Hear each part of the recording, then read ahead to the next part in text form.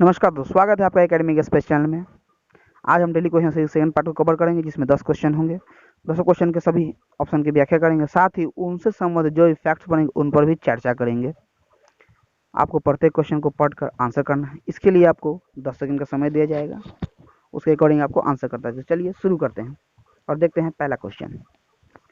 मधुमेह हमारे शरीर के कौन से अंग को प्रभावित करता है? लीवर, किडनी, पैंक्रियाज, हृदय। लीवर, मैंने ये हिंदी इंग्लिश दोनों दिया है ताकि आपको आसानी है और आप आसानी से उत्तर दे सकें। चलिए, आपका टाइम शुरू होता है अब।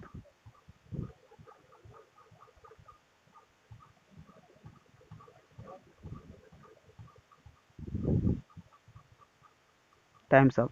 मधुमेह पैंक्रियाज यानी अग्न्याशय को प्रभावित करता है। चलिए व्याख्या देखते हैं। अग्न्याशय मानव शरीर की दूसरी सबसे बड़ी ग्रंथि है। अग्न्याशय को अंतः तथा बाह्य ग्रंथि भी कहते हैं। इंसुलिन की अतिस्राव से हाइपोग्लाइसीमिया नामक रोग होता है और अल्पस्राव से, इंसुलिन का अल्पस्राव से मधुमेह रोग, जो हमने क्वेश्चन में देखा। इंसुलिन का खोज बेटिंग और बेस्ट ने 1921 में किया। आप इसे ट्रिक से याद कर सकते हैं। बेस्ट बैटिंग, इंसुलिन खोज बेस्ट बैटिंग ने 1921। यकृत मानव शरीर की सबसे बड़ी ग्रंथि है। इसका वजन 1.5 से 2 kg होता है। हृदय शरीर का सबसे व्यस्तम अंग, जिसका वजन 300 ग्राम होता है। हमारे हृदय एक मिनट में कितने बार धड़कता है? 72 बार धड़कता है। हृदय के 4 कोष्ठक होते हैं, 2 आलिंद 2 निलय। एक बायां आलिंद होता है, एक दायां आलिंद। एक बायां निलय होता है, एक दायां निलय होता है। किडनी का वजन 140 ग्राम होता है। हमारे शरीर में 2 किडनी होती है, प्रत्येक का वजन 140 ग्राम होता है। इसके बाहरी भाग कोटेक्स कहते हैं और भीतरी भाग को मेडुला कहते हैं। किडनी एक उत्सर्जी अंग है। चलिए अगले क्वेश्चन की ओर चलते हैं। निम्नलिखित में कौन सी नदी कच्छ के रण में समाहित होती है? साबरमती, लूनी, बेतवा, गोदावरी। समाहित का मतलब कि वहां जाके मिल जाती है।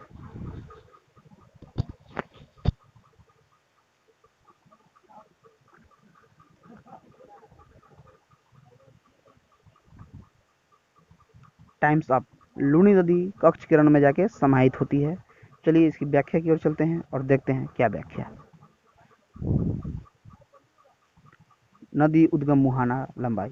उद्गम जहाँ से नदियाँ निकलती है उस स्थान को उद्गम कहते हैं, और जिस स्थान पर जाकर नदियाँ मिलती है उसे मुहाना कहते हैं। साबरमती जय समुद्र झील से निकलती है और खंबाती खाड़ी में जाकर गिरती है। इसकी लंबाई 371 किलोमीटर है। लूनी नदी नाग पहाड़ से निकलती है और कच्छ के रण में जाके मिलती है। इसकी लंबाई 320 किलोमीटर है। बेतवा नदी विंध्याचल पर्वत से निकलती है और यमुना नदी में जाके मिलती है। इसकी लंबाई 480 किलोमीटर है। गोदावरी नदी त्रियंकम पहाड़ी से निकलती है, बंगाली खाड़ी में जाकर गिरती है। इसकी लंबाई 1465 किलोमीटर है। चलिए अगले क्वेश्चन की ओर चलते हैं। बैरोमीटर का पारा अचानक नीचे गिर जाए तो यह किसका संकेत है? गर्म मौसम का, सर्द मौसम का, आंधी झंझावट की संभावना, शुष्क मौसम का। चलिए आपको बताना है कि बैरोमीटर पारा अचानक नीचे गिर जाता है तो किस चीज़ को दर्शाता है। चलिए आपका टाइम शुरू होता है अब।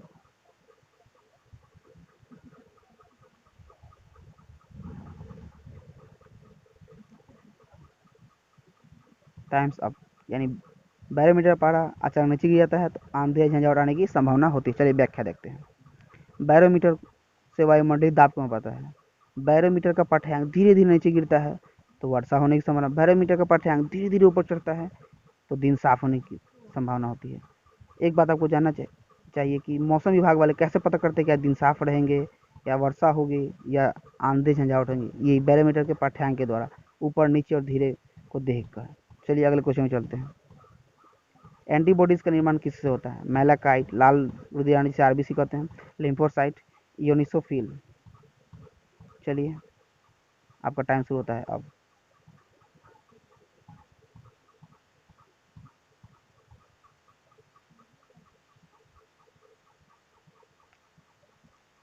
Times up.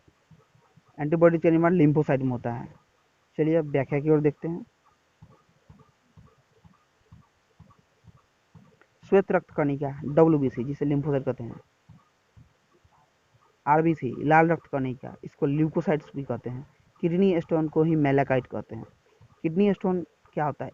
किडनी स्टोन में शरीर के अंदर छोटे छोटे पत्थर हो जाते हैं, इसे ही किडनी स्टोन कहते हैं। योसिनोफिल हमारे रक्त में पाया जाता है। आरबीसी का जीवन काल 20 से 120 दिन होता है। ये काफ़ी महत्वपूर्ण क्वेश्चन है जो लगभग प्रत्येक एग्जाम में पूछे जाते हैं। WBC का जीवन काल 2 से 4 दिन होता है। WBC का कार्य क्या होता है? यह हमारे शरीर की प्रतिरक्षा करता है, बाहरी रोगों से लड़ता है। चलिए आगे चलते हैं, देखते हैं।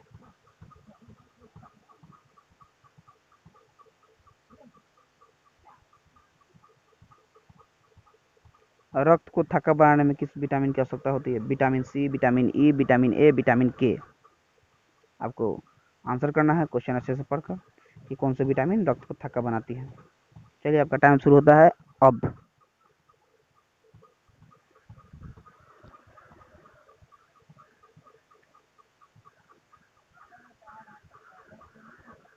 Times up. विटामिन के रक्त को थक्का बनाने के लिए आवश्यक होता है। चलिए इसकी व्याख्या देखते हैं। फाइब्रिनोजेन और हिपैरिन नामक प्रोटीन भी रक्त को थक्का बनाने में मदद करता है। फाइब्रिनोजेन अनिवार्य रूप से रक्त को थक्का बनाने में मदद करती है, जबकि हिपैरिन प्रोटीन है जो भी रक्त को थक्का बनाने में मदद करती है। बी सी जल में घुलनशील विटामिन है। विटामिन बी और सी जल में घुलनशील, इसे आप ट्रिक से भी याद कर सकते हैं। जल 2 अक्षर, विटामिन बी और सी, बी सी 2 अक्षर, आपके ऊपर है आप जिस तरह से याद करें। ए डी ई के वसा में घुलनशील विटामिन है। विटामिन की खोज फंक ने 1911 में किया था। चलिए विटामिन से एक और फैक्ट जान लेते हैं। विटामिन जो है हमारे शरीर को ऊर्जा प्रदान नहीं करता, ये भी हमारे शरीर को बाहरी रोगों से लड़ता है, हमें रोगों से मुक्त रखता है। चलिए अगले क्वेश्चन की ओर चलते हैं, देखते हैं अगला क्वेश्चन क्या है। मनुष्य के सौंदर्य का अध्ययन क्या कहलाता है? कैनोलॉजी, कैलोलॉजी और न्यूरोलॉजी, कीमोथेरेपी। चलिए आपको आंसर करना है कि मनुष्य सौंदर्य का अध्ययन क्या कहा जाता है।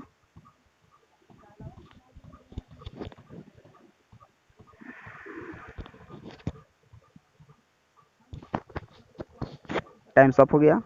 मनुष्य सौंदर्य का अध्ययन कैनोलॉजी कहलाता है। चलिए इसकी व्याख्या की ओर चलते हैं और देखते हैं व्याख्या। और न्यूरोलॉजी को स्वप्न का अध्ययन कहते हैं। कीमोथेरेपी का उपयोग कैंसर के इलाज में किया जाता है। कैंसर के इलाज में अन्य चीज़ों का भी उपयोग होता है, जैसे कोबाल्ट 60 का उपयोग कैंसर के में। सिनकोना के वृक्ष का भी उपयोग कैंसर के इलाज में ही किया जाता है। सिस्टेरीन बुढ़ापा रोकने की औषधि है। इसका तात्पर्य यह है कि बुढ़ापा रोकना मतलब ये नहीं कि बुढ़ापा नहीं आएगा कभी, मतलब हमारे चमड़े में झुर्रियाँ पड़ते झुर्रियाँ नहीं पड़ेगी और हमारा चमड़ा सॉफ्ट रहेगा। इसके लिए इस औषधि का प्रयोग किया जाता है। चलिए अगले क्वेश्चन की ओर चलते हैं। भारत में सबसे पहले उपग्रह का प्रक्षेपण किस वर्ष किया गया? 1972 में, 1971 में, 1974 में, 1975 में। आपको बताना है भारत में पहले उपग्रह का प्रक्षेपण। चलिए टाइम सबका स्टार्ट होता है।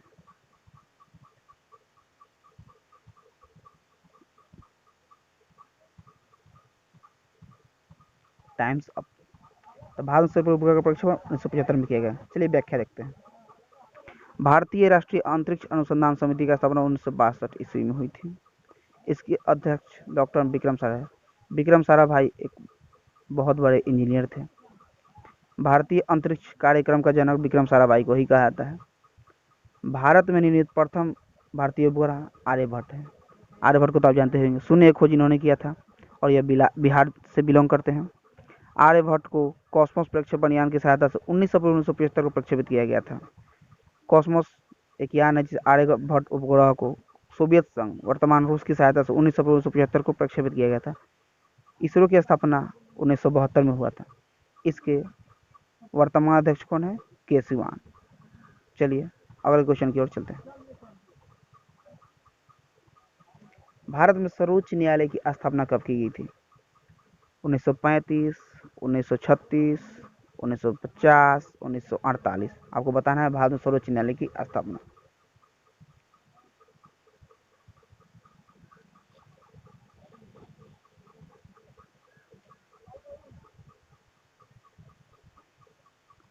Times up. भारत में सर्वोच्च न्यायालय की स्थापना 1950 में की गई थी। चलिए आगे देखते हैं। सर्वोच्च न्यायालय के वर्तमान मुख्य न्यायाधीश RS बोबडे हैं। सर्वोच्च न्यायालय को अनुच्छेद 124 से 147 का शक्ति और अधिकार प्राप्त है। सर्वोच्च न्यायालय की शक्ति संविधान में 1900 सर्वोच्च न्यायालय की संविधान को USA के द्वारा दी गई है। वर्तमान में सर्वोच्च न्यायालय न्यायाधीश 33+1 34 है, अर्थात 33 33 न्यायाधीश और 1 मुख्य न्यायाधीश। अंतर्राष्ट्रीय न्यायालय का मुख्यालय द हेग नगर है, जो नीदरलैंड में है। चलिए एक बात और जानते हैं कि सर्वोच्च न्यायालय के मुख्य न्यायाधीश का कार्यकाल होता है 5 वर्षों के लिए, जबकि अंतर्राष्ट्रीय न्यायालय के मुख्य न्यायाधीश का कार्यकाल 9 वर्षों का होता है। वर्तमान में हमारे संविधान में अनुच्छेद कितने हैं? 448। मूल संविधान कितने थे? 395। अब ये सब बात ध्यान रखिए, मैंने कल बताया था। भाग कितने हैं? 22। 25 भाग वर्तमान में, पहले मूल में 22 थे। चलिए अगले क्वेश्चन चलते हैं।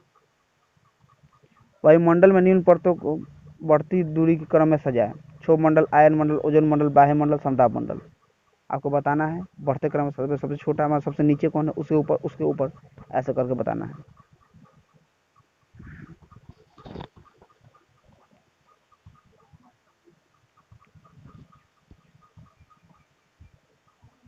Times up. चलिए देखते हैं इसकी व्याख्या की ओर। पहला है क्षोभ मंडल, इसे सम्मोहन मंडल भी कहते हैं। इसकी ऊंचाई है 18 किलोमीटर। इसमें वायुमंडलीय घटनाएं घटती है, इसमें ग्रीन हाउस इफेक्ट प्रभाव पड़ता है। दूसरा है समताप मंडल, इसकी ऊंचाई है 50 किलोमीटर। इसमें इसमें कोई मौसमी घटनाएं नहीं होती, इसलिए यहाँ वायुयान अच्छा होता है। अगला है मध्य मंडल, इसके अंतर्गत ही ओजोन मंडल आता है। यह हमें सूर्य के पराबैंगनी किरणों से रक्षा करता है। ओजोन परत, क्लोरोफ्लोरोकार्बन एक गैस होता है जिससे यह नुकसान पहुंचता है ओजोन परत को। चलिए अगला देखते हैं आयन मंडल। इसकी ऊंचाई होती है 80 से 60 किलोमीटर। इसमें रेडियो तरंग परावर्तित होते हैं, मतलब यहाँ संचार उपग्रह लगाए जाते हैं इस मंडल में। अगला है बाह्य मंडल, जो सबसे बाहरी मंडल है उसे बाह्य मंडल भी कहते हैं, बाह्य मंडल कहते हैं। चलिए देखते हैं अगले क्वेश्चन की ओर। अगला क्वेश्चन क्या है?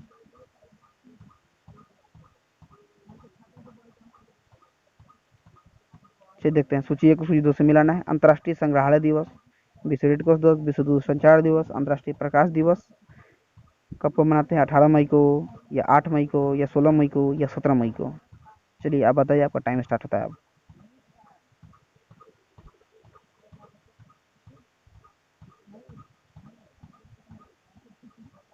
Times up. चलिए देखते हैं। अंतर्राष्ट्रीय संग्रहालय दिवस 18 मई, विश्व रेड क्रॉस दिवस 8 मई, दूरसंचार दिवस 17 मई, अंतर्राष्ट्रीय प्रकाश दिवस 16 मई। इससे कुछ ही फैक्ट है, चलिए वही फैक्ट देख लेते हैं क्या फैक्ट्स है। रेड क्रॉस की स्थापना 1863 में हुई थी। किसने की थी? तो हेनरी ड्यूरेंट ने की थी। और उसके प्रथम अध्यक्ष कौन थे? हेनरी ड्यूरेंट ही थे। इसका मुख्यालय कहाँ है? जिनेवा में। जिनेवा कहाँ? स्विट्जरलैंड। 8 मई को हेनरी ड्यूरेंट के जन्मदिन पर ही रेड क्रॉस दिवस ही मनाया जाता है। तो रेड क्रॉस से इतने फैक्ट है, और उन सबसे कुछ फैक्ट्स नहीं मिल पाए इसलिए। चलिए अगले देखते हैं।